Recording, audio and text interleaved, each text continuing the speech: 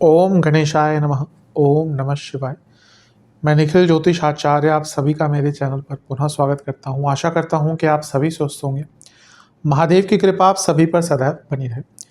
ये वीडियो मिथुन यानी कि जेमिनाई के लिए बहुत विशेष है, क्योंकि वीडियो है मंगल देवता के राशि परिवर्तन के बारे में। मंगल 28 जुलाई को आपके तीसरे भाव को छोड़कर आपके चौथे भाव में प्रवेश कर जाएंगे और 13 सितंबर तक यहीं पर रहेंगे।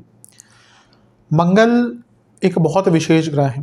Property, real estate, leadership, logical reasoning, marketing, convincing power, physical strength, भाई बहन, कई चीज़ों का कारकत्व तो मंगल के पास ही है। उनके दो भाव भी होते हैं हर कुंडली में। आपके लिए अगर देखें तो वो आपके 11वें भाव और आपके छठे भाव के स्वामी हैं। इसके साथ ही उनकी 3 दृष्टियां भी होती हैं। उनकी एक दृष्टि पड़ेगी आपके सप्तम पर, एक पड़ेगी आपके 10वें घर पर और एक पड़ेगी उनकी खुद की राशि यानी कि लाभ स्थान पर। तो देखिए कि मंगल अपने कारकत्वों के जरिए, अपने स्वामित्व के जरिए और अपनी दृष्टियों के जरिए कई चीज़ों पर प्रभाव डालते हैं। इसलिए मंगल का गोचर बहुत इम्पॉर्टेंट हो जाता है, मंगल का गोचर बहुत प्रभावशाली हो जाता है। और इस वीडियो में हम यही चर्चा करेंगे कि मंगल का ये 1.5 महीने का गोचर क्या क्या बदलाव लेकर आएगा। यहाँ पर मंगल और शनि का समसप्तक योग भी बन रहा है।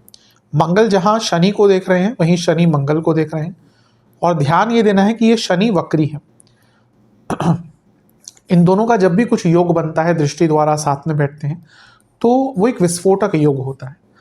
ये एक ऊर्जा होती है जो कुछ अच्छा रिजल्ट भी देके जाती है और कुछ नेगेटिव रिजल्ट भी देके जाती है, और इन सभी चीज़ों की हम चर्चा करेंगे। लेकिन आप सोचेंगे कि बृहस्पति और केतु को यहाँ पे मैंने क्यों दिखा रखा है। मंगल और शनि का तो समसप्तक योग समझ आता है, क्योंकि एक ऐसा भाव है आपके लिए जो इन सारे ग्रहों के द्वारा दृष्टि प्राप्त कर रहा है और वो बहुत एक्टिवेट हो गया है। पहले ही 3 ग्रह देख रहे थे, लेकिन अब मंगल की ऊर्जा भी आ गई है। वो भाव है आपका सप्तम भाव। क्यों? क्योंकि मंगल की 4थी दृष्टि अब आ जाएगी, केतु की 5वीं, मंगल की, बृहस्पति की 7वीं, शनि की 10वीं। तो 4 ग्रहों का प्रभाव आपके सप्तम भाव पर होगा। इसका काफ़ी इम्पैक्ट आपके जीवन पर पड़ सकता है। तो इस वीडियो में हम यही विवेचना करेंगे कि मंगल का ये गोचर, शनि मंगल का समसप्तक योग, बृहस्पति केतु का प्रभाव सप्तम पर मंगल और शनि के साथ क्या बदलाव ला सकता है, अच्छे बुरे। यदि आपकी लग्न राशि या चंद्र राशि मिथुन है, दोनों ही गाइडेंस के राशिफल को देख सकते हैं। जहाँ से ज़्यादा सूट करता है, लेट करता है, वहाँ से देखिए। व्यक्तिगत तौर पे मेरा मानना है लग्न से देखेंगे तो अच्छा है, इनकेस नहीं पता तो चंद्र राशि से भी देख सकते हैं। वीडियो के अंत में कुछ उपाय भी बताऊंगा जिसके करने से सकारात्मकता की वृद्धि होगी। तो शुरू करते हैं इस अत्यंत महत्वपूर्ण राशिफल का। शुरू करते हैं। सबसे पहले मंगल कहाँ पे आ रहे हैं? मंगल चौथे भाव में आ रहे हैं। चौथे भाव के मंगल ठीक ठाक हैं, बल्कि अच्छा प्रभाव बुरा प्रभाव दोनों ही होता है। सबसे पहले मंगल क्या है? प्रॉपर्टी। चौथा भाव क्या है? प्रॉपर्टी। मंगल कहाँ के स्वामी हैं? 11वें भाव, जो है assets, liquid assets, fix assets, 11वें भाव से देखते हैं। तो सबसे पहला तो यही है कि अगर आप प्रॉपर्टी कोई लेना चाहते थे, उसके लिए बहुत अच्छा योग आपका बन रहा है। प्रॉपर्टी खरीदना चाहते हैं, प्रॉपर्टी में इन्वेस्ट करना चाहते हैं, अपने लिए कोई रहने के लिए प्रॉपर्टी लेना चाहते हैं, क्योंकि चौथा भाव रेजिडेंस भी दिखाता है। और अदरवाइज जैसे मैंने कहा कि केवल इन्वेस्टमेंट के मामले में भी लेना चाहते हैं, तो बहुत अच्छा योग आपका बनता है। इसके साथ ही शनि का प्रभाव है। शनि अष्टमेश है और वक्री होकर मंगल को देख रहे हैं। अब अष्टमेश मैंने क्यों पिक्चर में लिया? क्योंकि वो है पैतृक संपत्ति। मंगल क्या है? प्रॉपर्टी के कारक। तो जब पैतृक संपत्ति के भाव के स्वामी प्रॉपर्टी के भाव और प्रॉपर्टी के कारक को देखेंगे, और मंगल छठे घर के स्वामी भी हैं, यानी कि पैतृक संपत्ति की उलझनों को सुलझाने के लिए, कोई कोर्ट केस चल रहा था उसको ठीक करने के लिए, कोई टाइटल का इशू था उसको ठीक करने के लिए, या अपने एंसेस्ट्रल प्रॉपर्टी पर कुछ कंस्ट्रक्ट कराने के लिए, दोनों के लिए ही बहुत अच्छा योग है। क्योंकि शनि वक्री हैं, तो बहुत लॉन्ग टाइम से, बहुत लंबे समय से अगर आप सोच रहे हैं कि अपने पैतृक जगह पर कुछ कंस्ट्रक्शन स्टार्ट कराएं, तो ये टाइम सबसे अच्छा है। अब क्या होता है, व्यक्ति की लेट्स से कि एक पैतृक जगह है, उस पर ज़मीन भी है अपनी, लेकिन आज की डेट में कंस्ट्रक्शन कॉस्ट इतनी हाई है कि व्यक्ति सोचता है, जिसकी लिमिटेड इनकम है वो कई बार सोचेगा कि मैं काम शुरू कराऊं कि ना कराऊं। तो ये वो टाइम है, ये वो मौका है जब आपको अपनी एंसेस्ट्रल प्रॉपर्टी पे कंस्ट्रक्ट कराने का मौका मिलेगा, क्योंकि छठे घर के स्वामी है मंगल, तो आपको लोन भी मिल जाएगा अगर आप चाहते हैं। यही चीज़ प्रॉपर्टी लेने में भी हेल्प करेगी, छठे घर का स्वामित्व मंगल का। अगर आप कोई लोन पे प्रॉपर्टी, कई लोग लोन पे ही लेते हैं, स्पेशली जो सैलरीड होते हैं या फिर रेगुलर इनकम जिनकी होती है, तो लोन पे प्रॉपर्टी लेने का और एंसेस्ट्रल प्रॉपर्टी पे कुछ काम करवाने का, कंस्ट्रक्ट करने का, दोनों का ही योग बन जाता है। और जैसा मैंने कहा, पैतृक संपत्ति के वाद विवादों को सुलझाने का मौका भी यहाँ पे आपके लिए बन जाता है। लाभ स्थान के स्वामी चौथे घर में है और लक्ष्मी स्थान के स्वामी शनि से दृष्ट हैं। ये दिखा रहा है कि घर में पैसा आएगा, आपके घर के जो सदस्य हैं वो भी पैसा कमाएंगे। लेकिन मंगल का चौथे घर में आना, जो कि छठे घर के स्वामी हैं, और वक्री शनि का प्रभाव, ये घर में माहौल अच्छा नहीं रखेगा। भले ही पैसा आए, लोग उन्नति करें, लेकिन माहौल बहुत खराब रहेगा। कांस्टेंट लड़ाई झगड़े, पैसों को लेकर लड़ाई झगड़े, ईगो क्लैशेस, कौन बेटर है, कौन सुपीरियर है, ये सारी जो लड़ाइयाँ होती हैं ना, वो इस 1.5 महीने के कालखंड में बहुत देखने को मिलेंगी। और अगर हम ये एक्सेस की बात करें तो चौथे घर और शनि, मंगल चौथे घर में, शनि 10वें घर में, ये जो 4-10 में एक्सेस बन रहा है, ये वर्क लाइफ बैलेंस को खराब करने वाला है। यानी कि जो आपका वर्क लाइफ बैलेंस है वो यहाँ पे खराब हो सकता है। अगर आप जॉब करते हैं, बिजनेस करते हैं, तो या तो अपने कार्य क्षेत्र में, बिजनेस में इतना बिजी रहेंगे, घर पे टाइम नहीं दे पाएंगे, या घर में उलझने चलेंगी, घर में लड़ाई झगड़े होंगे, जिसके कारण अपने करियर पे कंसंट्रेट नहीं कर पाएंगे। तो ये वर्क लाइफ बैलेंस जो है ना, ये आपको बहुत तंग करने वाला है। तो उस पर उसको जितना मेंटेन कर सकते हैं उतना आपके लिए अच्छा रहेगा। शनि आपके अष्टमेश हैं और 10वें घर में बैठे हैं, वक्री हो गए, और मंगल आपके लाभेश हैं और 10वें घर को देख रहे हैं, और वो छठे घर के स्वामी भी हैं। छठा भाव करियर से संबंधित होता है, करियर का ही एक भाव मान लीजिए उसको। तो जब अष्टमेश को छठे घर के स्वामी देखेंगे, जो मंगल लाभेश भी हैं, ये करियर में जॉब चेंज का योग बना देता है। अगर आप जॉब चेंज करने का प्रयत्न कर रहे थे, अचानक से कोई बहुत अच्छी जॉब मिल सकती है। ये मान के चलेगा, जो भी जॉब मिलेगी बहुत डिमांडिंग होगी, बहुत ज़्यादा उसमें आपके ऊपर कार्यभार रहेगा, लेकिन एक अच्छा चेंज, एक मीनिंगफुल चेंज यहाँ पे आपको प्राप्त हो सकता है। इसके साथ ही जिन लोगों की जॉब गई हुई थी, कई मिथुन के जातकों की जॉब्स गई होंगी। मैं फरवरी से बताते आ रहा हूँ, कई लोगों की गई थी मिथुन की। द्विस्वभाव लग्नों पर सबसे ज़्यादा प्रभाव रहा था और अभी भी रहेगा आगे चलकर भी। तो जिनकी जॉब चली गई थी उनको भी यहाँ पर दोबारा जॉब प्राप्ति का योग बन जाता है। और क्योंकि शनि 10वें से 12वें के स्वामी हैं, नवम के स्वामी हैं और अष्टमेश भी हैं, तो ये ट्रांसफर्स भी दिखाता है कि आपका अपने कार्य क्षेत्र में कुछ ट्रांसफर भी हो सकता है। तो ये प्रभाव कहीं ना कहीं कार्य क्षेत्र में रहेगा। बस जैसा मैंने कहा, वर्क लाइफ बैलेंस को ध्यान में रखिएगा। अब शनि मंगल हमेशा विस्फोटक योग होता है, कुछ अच्छा कुछ बुरा।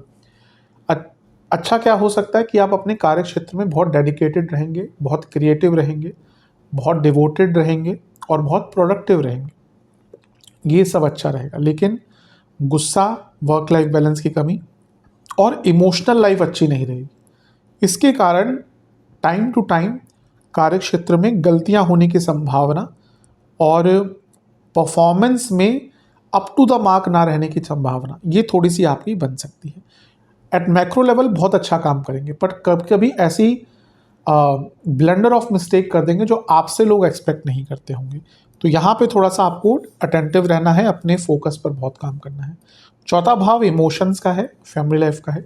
यहाँ पे मंगल का आना, जो छठे घर के स्वामी, मंगल का आना लड़ाई झगड़े, जैसे मैंने कहा, छठे घर का आना, यहाँ के स्वामी का यहाँ पे आना क्या होता है ना, कि जो आपके एक तो इमीडिएट फैमिली हो गई, उसके बाहर के जो लोग हैं ना, वो कुछ ना कुछ झगड़े करवाएंगे। आप देखेंगे उनके कारण झगड़े, किसी ने कुछ बोल दिया, किसी की बुआ ने कुछ बोल दिया, किसी के चाचा ने कुछ बोल दिया, उनके कारण परिवार में झगड़े होने वाले हैं। तो उनसे थोड़ा सा बच के रहेंगे तो आपके लिए अच्छा। और शनि का प्रभाव भी है, जो अष्टमेश है, तो एक अनिश्चितता, एक अनक्लैरिटी, एक कम्युनिकेशन प्रॉब्लम भी घर में चलती रहेगी। तो यहाँ पे कई जगह पर कुछ अच्छा प्रभाव दिख रहा है, लेकिन आपकी emotional life, personal life, family life पर अच्छा प्रभाव नहीं है।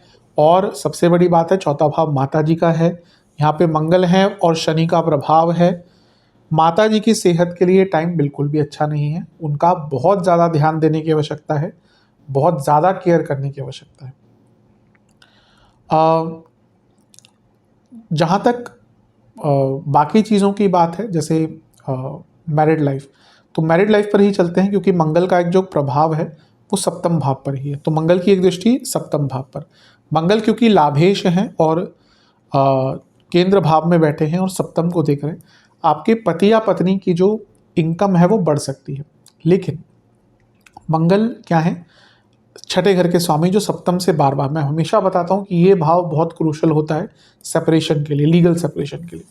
तो जब मंगल का प्रभाव सप्तम पर होगा जो छठे घर के स्वामी है, मैरिड लाइफ में बहुत प्रॉब्लम्स आ सकते हैं। जैसे मैंने इंट्रो में कहा था, 3 बाकी ग्रहों का प्रभाव सप्तम पर है। अच्छा, शनि का प्रभाव भी सप्तम पर है, 10वीं दृष्टि, वक्री शनि। केतु का प्रभाव, ये दोनों सेपरेटर्स हैं, केतु और शनि।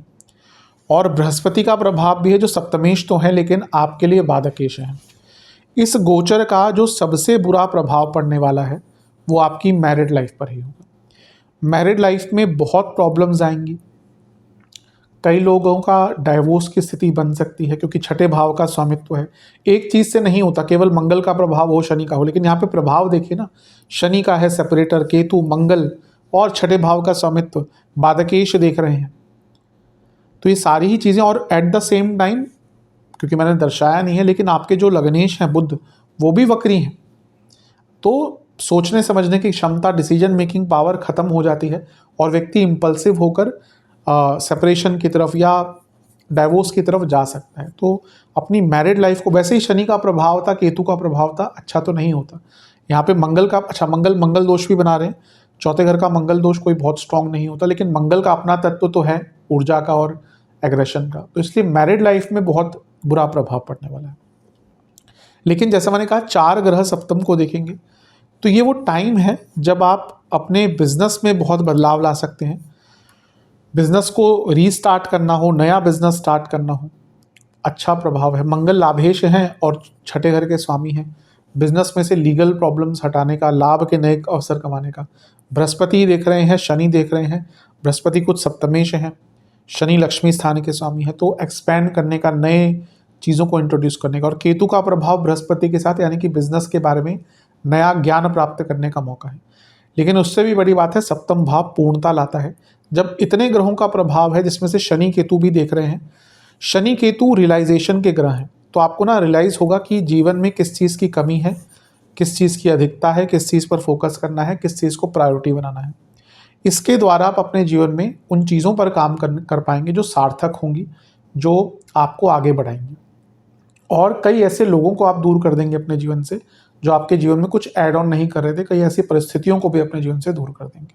तो जीवन में एक नया बैलेंस ढूंढना, जीवन में एक नई पूर्णता की तरफ जाना, ये सप्तम भाव पर प्रभाव का, इतने सारे ग्रहों का इम्पैक्ट लाएगा। और सप्तम भाव चौथे से चौथा है, ये पुनः प्रॉपर्टी लेने के लिए, घर का रेनोवेशन कराने के लिए, वाहन खरीदने के लिए, क्योंकि चौथे से चौथा है, और वाहन के मॉडिफिकेशन के लिए भी बहुत अच्छा ही होगा। तो कुछ बुरा है, कुछ अच्छा है। मैरिड लाइफ पे तो मान के चलिए आपको बहुत ध्यान देना है। मंगल की एक दृष्टि रहेगी आपके 10वें भाव पर, हम बात कर चुके हैं ऑलरेडी। बस ध्यान ये देना है कि पैसा बढ़ सकता है, लेकिन झगड़े बहुत होंगे कार्यक्षेत्र में। मेंटल लाइफ, इमोशनल लाइफ का प्रभाव, फैमिली लाइफ में जो गड़बड़ चल रही है उसका प्रभाव कार्यक्षेत्र में पड़ेगा, तो वो आपको नहीं पड़ने देना।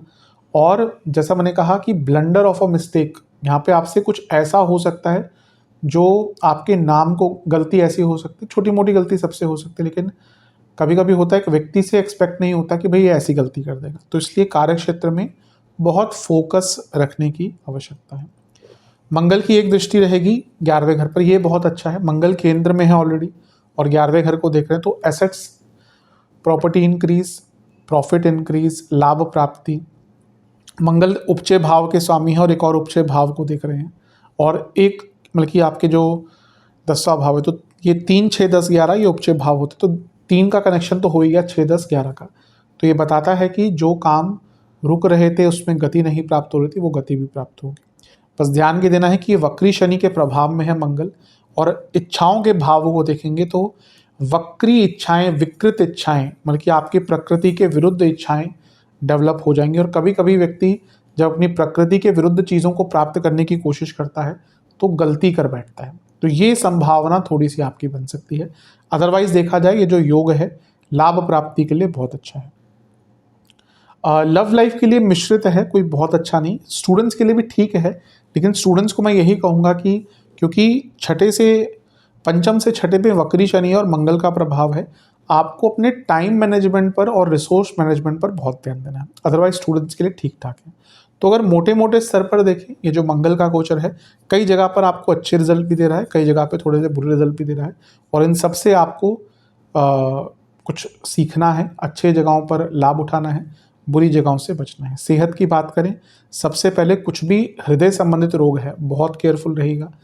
आपको सांसों से संबंधित प्रॉब्लम, लंग्स से संबंधित प्रॉब्लम, नसों की प्रॉब्लम, बीपी के इश्यूज, कोलेस्ट्रॉल की प्रॉब्लम, गॉल ब्लैडर, किडनी संबंधित रोग अगर ऑलरेडी हैं तो परेशानी बढ़ सकती है। तो इन सब चीज़ों पर ध्यान दीजिएगा। अब उपाय की तरफ चलते हैं। उपाय की बात कर लेते हैं।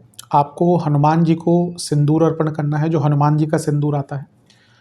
चमेली के तेल का दिया अर्पण करना है, और घर में बनी मीठी गुड़ की रोटी का भोग लगाना है। एक वहीं पर बैठकर आपको एक मंत्र का जाप करना है। ओम महावीराय नमः, इस मंत्र का आपको 108 बार जाप करना है। ये बजरंगबली का मंत्र है। और एक मंगल देवता का भी मंत्र है, ओम महाभद्राय नमः, इसका भी आपको 108 बार जाप करना है। तो ये जो मंत्रों का जाप करेंगे, उपाय करेंगे, तो इससे बहुत लाभ आपको प्राप्त होगा। आशा करता हूँ ये वीडियो काम आएगी। चैनल पर नए हैं, सब्सक्राइब कीजिए, वीडियो को लाइक कीजिए। मिलता हूँ मैं आप सभी से अगली वीडियो में, तब तक के लिए ओम नमः शिवाय।